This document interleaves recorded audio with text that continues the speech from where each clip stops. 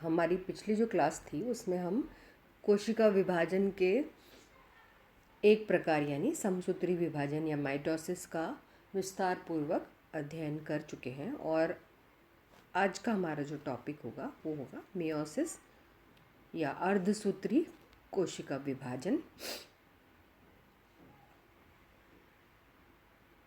जो cell division होता है वो माइटोसिस, माइटोसिस या मियोसिस प्रकार का हो सकता है। माइटोसिस के बारे में हम पिछली क्लास में बात कर चुके हैं और आज हम जो बात करेंगे वो है मियोसिस सेल डिवीजन। तो मियोसिस सेल डिवीजन या अर्धसूत्री विभाजन क्या होता है? ये स्पेशल सेल डिवीजन होता है जो कि यूकैरियोट्स में सेक्सुअल रिप्रोडक्शन के समय आवश्यक होता है। मियोसिस जब शुरू होता है, अर्धसूत्री विभाजन नाम से जैसा कि इसके इंगित हो रहा है कि एक डिप्लॉयड सेल या 2n नंबर ऑफ सेल के साथ शुरू होता है और उसमें 2 कॉपीज़ ऑफ हर क्रोमोसोम की होती है। हर क्रोमोसोम की एक क्रोमोसोम की कॉपी जो आती है वो आती है मदर से, दूसरी पैटर्नल या फादर। जब भी अर्धसूत्री विभाजन होता है तो 4 हेप्लॉइड सेल्स, ये जो डिप्लॉइड सेल थी उसमें से 4 हेप्लॉइड यानी n number of chromosome bearing जो सेल्स होती हैं उनका निर्माण होता है। यानी कि जो ओरिजिनल सेल थी उस सेल से जब भी डॉटर सेल का निर्माण होता है वो गुणसूत्रों की संख्या आधी हो जाती है। मियोसिस सेल डिवीजन हमेशा यूकैरियोटिक सेल जो होती है उसकी उस लाइफ साइकिल में इन्वॉल्व रहता है जब जहाँ पर कि सेक्सुअल रिप्रोडक्शन होता है। तो जब भी सेक्सुअल मैच्योरिटी होगी किसी ऑर्गेनिज्म में और सेक्सुअली रिप्रोड्यूस करता है तो इस तरीके का सेल डिवीजन उन कोशिकाओं में पाया जाता है। एक इंटरेस्टिंग बात जो इसके मियोसिस सेल डिवीजन के साथ जुड़ी हुई है कि लोअर प्लांट्स में जब भी सेल डिवीजन होता है इस प्रकार का, कौन सा, मियोसिस, तो वो होता है जायगोट में फर्टिलाइजेशन के उपरांत। जबकि जितने भी हायर प्लांट्स हैं और हायर एनिमल्स भी हैं उनमें फर्टिलाइजेशन से पहले जब गैमीट का फॉर्मेशन होता है तब इस प्रकार का कोशिका विभाजन या मियोसिस सेल डिवीजन पाया जाता है। जो मुख्य बातें मियोसिस सेल डिवीजन के बारे में है ये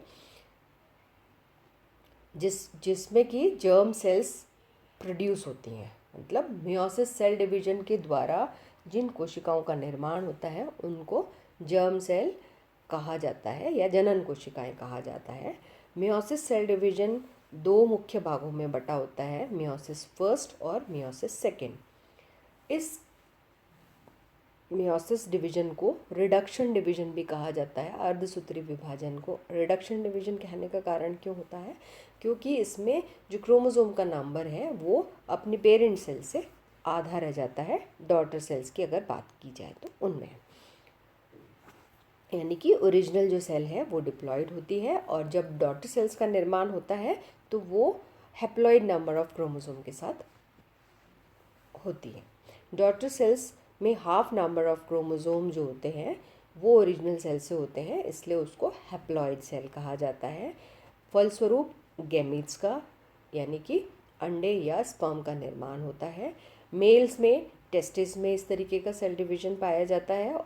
स्पर्मेटोजेनेसिस की प्रक्रिया के द्वारा जो स्पर्म है उसका निर्माण होता है मियोटिक डिवीजन के द्वारा। ओवरीज जो होती हैं वहाँ पर फीमेल जेनाइटल ऑर्गन है और यहाँ पर जो oogenesis की प्रक्रिया है उसके द्वारा मियोसिस होता है और उस मियोटिक डिवीजन से एग सेल्स का निर्माण होता है। मियोसिस जब भी होता है तो डीएनए एक बार रेप्लिकेट होता है और न्यूक्लियर डिवीजन जो होता है वो 2 बार होता है, जिसके फलस्वरूप एक कोशिका से 4 डॉटर सेल्स का निर्माण होता है। मियोसिस फर्स्ट जो होता है वो रिडक्शन डिवीजन होता है, यानी कि जो डिप्लॉयड मदर सेल है वो 2 हेप्लॉइड सेल्स का निर्माण करती है। Prophase first second metaphase first, anaphase first और टेलोफेज फर्स्ट जो है वो मियोटिक फर्स्ट डिवीजन के सब पार्ट्स होते हैं। प्रोफेज फर्स्ट को फिर से लेप्टोटीन, जाइगोटीन, पैकाइटीन, डिप्लोटीन और डाइकाइनेसिस विभाजनों में विभेदित किया जा सकता है। मियोसिस फिर से हम बात कर रहे हैं कि रिडक्शन डिवीजन के है जिसमें कि गैमीट्स यानी एग्स या स्पर्म का निर्माण होता है और जैसे ही इंटरफेस ख़त्म होता है उसके बाद क्रोमोसोम रेप्लिकेशन शुरू होके जिस तरीके से हमने पिछली क्लास में पढ़ा था कि माइटोसिस सेल डिवीजन में और सेल साइकिल में क्या होता है, तो वही प्रक्रिया यहाँ पे भी होती है। 2 मियोटिक डिवीजन होते हैं, एक के बाद एक। ओरिजिनल सेल डिप्लॉइड होती है और जो डॉटर सेल्स का निर्माण होता है वो हैप्लॉइड होती है और उनका नंबर होता है 4। मियोसिस क्यों होता है और इसका क्या महत्व होता है? जो 2 हैप्लॉइड सेल्स बनती हैं, गैमीट्स जिनको बोलते हैं, तो वो दोनों हैप्लॉइड सेल्स जब जॉइन हो जाती हैं फर्टिलाइजेशन के टाइम, तो जो ओरिजिनल नंबर ऑफ क्रोमोसोम है किसी भी स्पीसी के लिए वो वापस से रीगेन हो जाता है, वापस से पुनर्स्थापित हो जाता है। तो इस तरीके से जो स्पीसीज का क्रोमोसोम नंबर का स्पेसिफिसिटी है वो बनी रहती है रिडक्शन डिवीजन के द्वारा। अगर मान लीजिए मियोसिस नहीं हो तो क्या होगा कि जब फर्टिलाइजेशन होगा तो क्रोमोसोम का नंबर बहुत ज़्यादा हो जाएगा और स्पीसीज स्पेसिफिसिटी जो है वो ख़त्म हो जाती है। तो मियोसिस जो है वो इस चीज़ को रिस्टोर करके इस चीज़ को बनाए रखता है कि जो क्रोमोसोम नंबर है वो डिप्लॉइड बना रहे, जितना ओरिजिनल नंबर ऑफ क्रोमोसोम है वो बना रहे। प्रोफेज 1 के जो मुख्य बातें होती हैं वो होती हैं डीएनए दोनों होमोलोगस क्रोमोसोम्स के बीच में एक्सचेंज होता है और इसको होमोलोगस रिकॉम्बिनेशन कहा जाता है। रिकॉम्बिनेशन का मतलब नया कॉम्बिनेशन बनना। ये जो प्रक्रिया होती है वो जनरली क्रोमोसोमल क्रॉसओवर के द्वारा होती है। पेयर्ड और रेप्लिकेटेड क्रोमोसोम्स जो होते हैं उनको बाइवेलेंस और टेट्राड्स कहा जाता है। प्रोसेस जो पेयरिंग की होती है होमोलोगस क्रोमोसोम के उसको सिनॉप्सिस कहा जाता है और इस प्रक्रिया में जो नॉन सिस्टर क्रोमेटिड्स होते हैं वो क्रॉसओवर कर सकते हैं। कियाज्मा फॉर्मेशन होता है जब भी इस तरीके की प्रक्रिया होती है तो, और यहाँ पर जब भी कियाज्मा होगा तो वहाँ से जीन एक्सचेंज या पार्ट ऑफ क्रोमोसोम है वो दोनों नॉन सिस्टर क्रोमेटिड्स के बीच में एक्सचेंज हो जाता है, अदला बदली हो जाती है उसकी, और ये जो प्रक्रिया है उसको ही क्रॉसिंग ओवर कहा जाता है। प्रोफेज 1 जैसा हमने अभी पहले थोड़ी देर पहले बात करी है कि फर्दर सब डिवाइडेड होता है लेप्टोटीन, जाइगोटीन, पैकाइटीन, डिप्लोटीन और डाइकाइनेसिस फेजेस में।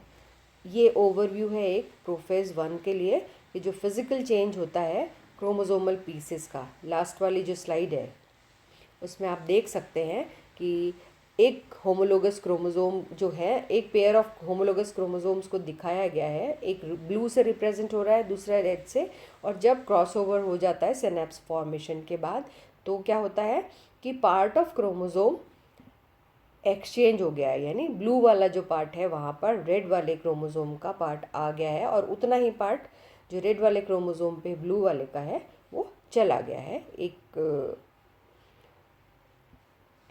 जो लेप्टोटीन सेल डिवीजन होता है प्रोफेज 1 का, ये पहली प्रावस्था है। लेप्टोटीन एक ग्रीक वर्ड होता है जिसका मतलब होता है थ्रेड्स, और इस स्टेज पे क्या होता है कि जो इंडिविजुअल क्रोमोसोम्स हैं वो कंडेंस होने लग जाते हैं। लॉन्ग जो धागे होते हैं, स्ट्रैंड्स होते हैं, उसके रूप में न्यूक्लियस के अंदर दिखाई देते हैं। लेकिन फिर भी क्या होता है, दोनों सिस्टर जो क्रोमेटिड्स होते हैं वो टाइटली बॉन्ड होते हैं और इसीलिए दोनों जो सिस्टर क्रोमेटिड्स होते हैं वो एक दूसरे से पृथक नहीं दिखाई देते हैं लेप्टोटीन फेज में। तो जब भी प्रोफेज 1 होता है मियोसिस का तो फर्स्ट जो स्टेज होती है वो कहलाती है लेप्टोटीन।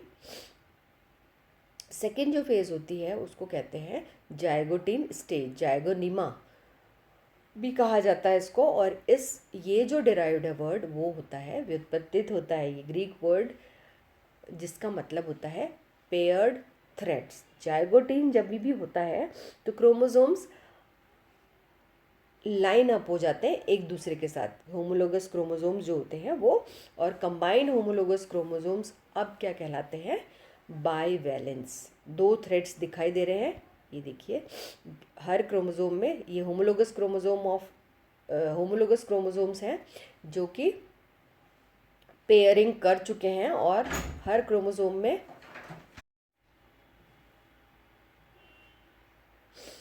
जाइगोटिन जो फेज़ है उसके बाद जो आता है वो कहलाता है पेकाइटिन। पेकाइनिमा होमोलोगस क्रोमोसोम्स एक दूसरे से ज़्यादा क्लोजली एसोसिएटेड हो जाते हैं और ये जो प्रक्रिया होती है जबकि होमोलोगस क्रोमोसोम्स एक दूसरे के साथ आते हैं वो कहलाती है साइनेप्सिस। सिनेप्स जो होमोलोगस पेयर ऑफ क्रोमोसोम है वो टेट्राड कहे जाते हैं क्योंकि अब इसमें 4 क्रोमेटिड्स मौजूद होते हैं। जब तक नेक्स्ट स्टेज नहीं होती है इसको ऑब्जर्व नहीं किया जा सकता है, बट जब सिनेप्स्ड क्रोमोसोम्स दिखाई देते हैं तो वो पेकाइनेमा स्टेज पर क्रॉसिंग ओवर की जो प्रोसेस है, अभी हमने थोड़ी देर पहले जो बात करी थी कि जो क्रोमोसोमल पार्ट है वो एक्सचेंज हो जाते हैं नॉन सिस्टर क्रोमेटिड्स के, और क्रोमोसोम्स जो हैं वो इस फेज़ में कंडेंस होने की प्रक्रिया जारी रखते हैं।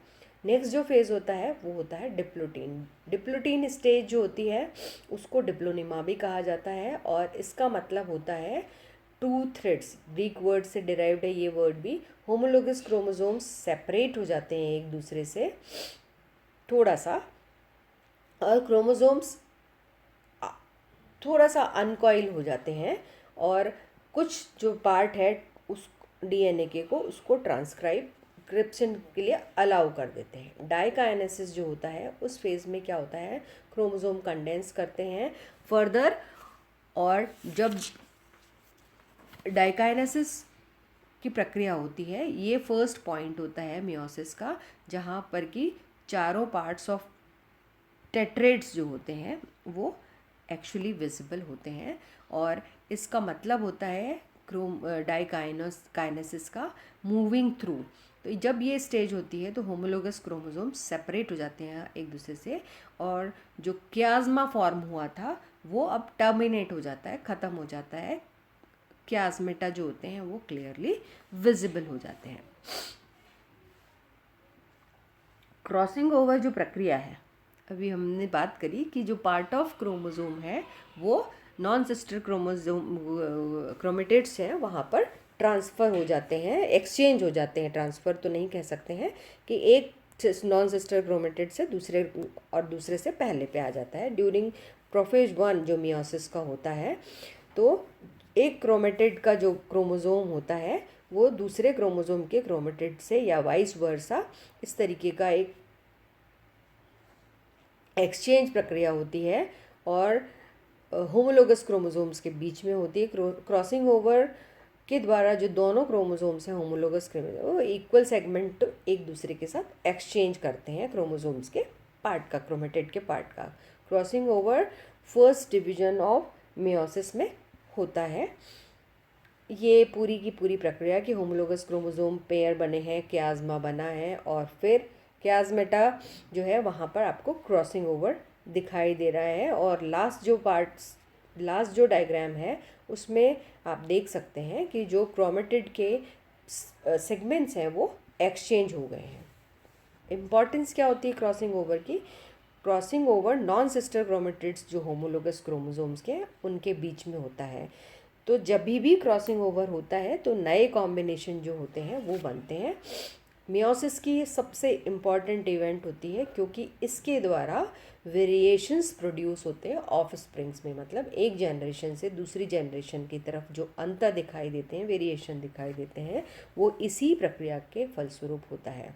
नए इंडिविजुअल्स नए कॉम्बिनेशन के साथ, नए लक्षणों के साथ, लीनियर अरेंजमेंट ऑफ जीन्स जो है उसके लिए भी हेल्प करते हैं, मैपिंग ऑफ क्रोमोसोम के लिए भी हेल्पफुल होते हैं, और यूज़फुल रिकॉम्बिनेशन में भी इस तरीके का जो सिलेक्शन प्रोसेस है वो किया जा सकता है। मेटाफेज फर्स्ट जो होती है, homologous pairs of chromosomes align हो जाते हैं इक्वेटर ऑफ सेल के अनुरूप। होमोलोगस क्रोमोसोम जब सेपरेट होना शुरू करते हैं और एक दूसरे से ऑपोजिट पोल की तरफ, तो ये जो फेज़ होती है वो एनाफेज 1 कहलाती है। सिस्टर क्रोमेटिड्स जो होते हैं वो सेंट्रोमियर से अभी भी अटैच्ड दिखाई दे रहे हैं। सेकेंड फेज़ जो मियोसिस की होती है वो 2 हैप्लॉइड सेल्स 4 हैप्लॉइड सेल्स का निर्माण करती है। प्रोफेज 2, मेटाफेज 2, एनाफेज 2 और टेलोफेज 2 के नाम से आप इन प्रावस्थाओं को इंगित कर सकते हैं। मियोसिस 2 का जो प्रोफेज 2 है वो न्यूक्लियर एनवेलप फ्रेगमेंट हो जाता है, स्पिंडल फॉर्म हो जाता है, बिल्कुल जो माइटोसिस सेल डिवीजन होता है उसी की तरह इस तरीके की प्रक्रिया आपको दिखाई देती है। मेटाफेज सेकेंड में क्रोमोसोम्स सेल के अलोंग जो इक्वेटर प्लेन है उस पर अलाइन हो जाते हैं, व्यवस्थित हो जाते हैं, सिस्टर क्रोमेटिड सेपरेट हो जाते हैं और एक दूसरे से अलग होते हैं, ऑपोजिट एंड की तरफ जाना शुरू कर देते हैं। टेलोफेज 1 जब आती है तो न्यूक्लियर एनवेलप वापस से दिखाई देने लगता है, डीकंडेंस होते हैं क्रोमोसोम्स, स्पिंडल डिसअपेयर होने लगता है। साइटोकाइनेसिस जो प्रक्रिया है उसके द्वारा सेल 2 सेल में डिवाइड हो जाती है और इस प्रकार जो कोशिकाएं निर्मित होती हैं लास्ट में मियोसिस के रिजल्ट जो होता है वो होता है 4 haploid cells with 1 copy of each chromosome. Summary of meiosis देखी जाए तो ये अर्ली प्रोफेज 1, फिर लेट प्रोफेज फर्स्ट है, मेटाफेज फर्स्ट है, एनाफेज फर्स्ट है, टेलोफेज फर्स्ट एंड साइटोकाइनेसिस जिसमें कि रिडक्शन डिवीजन हो गया है। और मियोसिस 2 बहुत कुछ माइटोसिस की तरह ही है, तो जो भी हैप्लॉइड सेल बनी है वो कॉपी करके प्रोफेज सेकेंड, मेटाफेज सेकेंड, फिर एनाफेज सेकेंड और टेलोफेज सेकेंड तक आते आते 2 कोशिकाओं का और निर्माण हो जाता है और जो लास्ट रिजल्ट होता है, एंड रिजल्ट होता है, वो होती है हैप्लॉइड सेल्स जिनका नंबर होता है 4। कंपैरिजन अगर किया जाए माइटोसिस और मियोसिस का तो माइटोसिस में नंबर ऑफ डिवीजन 1 होता है पूरे प्रोसेस के दौरान, मियोसिस में 2 डिविजन्स होते हैं, मियोसिस फर्स्ट और second division. First division reduction division होता है और सेकेंड डिवीजन के फलस्वरूप वही रिड्यूस्ड नंबर ऑफ क्रोमोसोम जो के साथ सेल होती है हैप्लॉइड सेल वो अपनी और कॉपीज़ बना के, तो इस तरीके से जो number of daughter cells mitosis के फलस्वरूप बनती है उसका नंबर होता है 2, मियोसिस के द्वारा 4 जेनेटिकली आइडेंटिकल होती हैं, यानी 2n number of chromosome mitosis की जो पेरेंट सेल होती है उसमें भी होता है और डॉटर सेल होती है उसमें भी होता है, किसी तरीके का कोई कॉम्बिनेशन रिकॉम्बिनेशन नहीं होता है। मियोसिस में जो होती है जेनेटिकली आइडेंटिकल नहीं होती है क्योंकि कियाज्मा, क्रॉसिंग ओवर और नंबर ऑफ क्रोमोसोम सब के आधार पर अगर बात करी जाए तो वो पेरेंट सेल से डिफर करती है।